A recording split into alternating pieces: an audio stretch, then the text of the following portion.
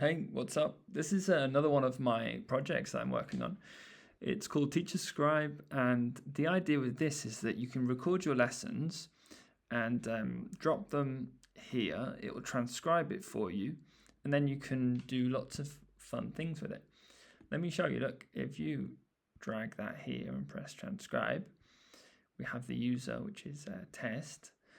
You can click there, you can see your transcript, but this is where the magic happens. You press the AI button and then you can create a lesson summary. And this lesson summary is actually structured as an email, which you can then send it to a student. It took a lot of prompt engineering to get this right.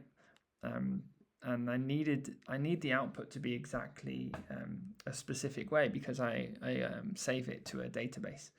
And if the AI doesn't follow that, then it doesn't get saved to a database. So I ask it to start it with this markdown, each section, and then we save those sections. I'll show you later on. We're waiting for a response here from DeepSeek. Now, DeepSeek is a really cheap model. It's basically free. I mean, it's so cheap. It's insane.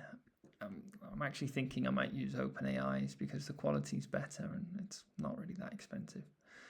So look, here we go. So you have your subject line, you have the little intro, little summary, and then what it's doing here is these different sections. And because it wasn't actually a lesson, it's just saying that, okay, no vocabulary was discussed. This is great, actually. And that wasn't always happening when I did these simple test transcriptions. At the beginning, it was just saying, it was putting hi as vocabulary and test as vocabulary, where it wasn't really explained. So now it only puts it in vocabulary if you've actually explained it. Same with grammar points. Only the ones that you actually cover in the lesson will be here. Pronunciation as well, you'll have to actually correct the student for it to show here. And then difficulties if the student asks questions about a certain grammar point or you spend a lot of time. Actually, what it does is it listens out for the word tricky, difficult. Here, look, you'll see. If the student, how did it say? The teacher will use keywords like tricky, difficult, confusing, challenging to indicate these points. If none were apparent, please state no specific difficulties noted. So that's exactly what it did there.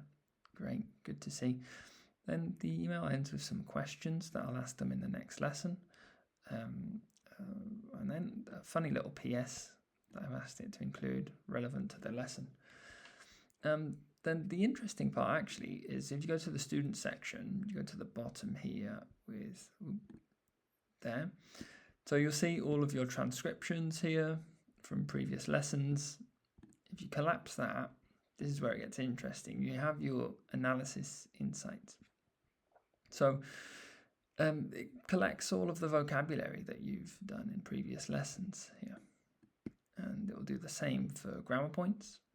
So that's why we needed to have them, with that special markdown, the two hashtags. That's how it knows to pick that out and put it in here.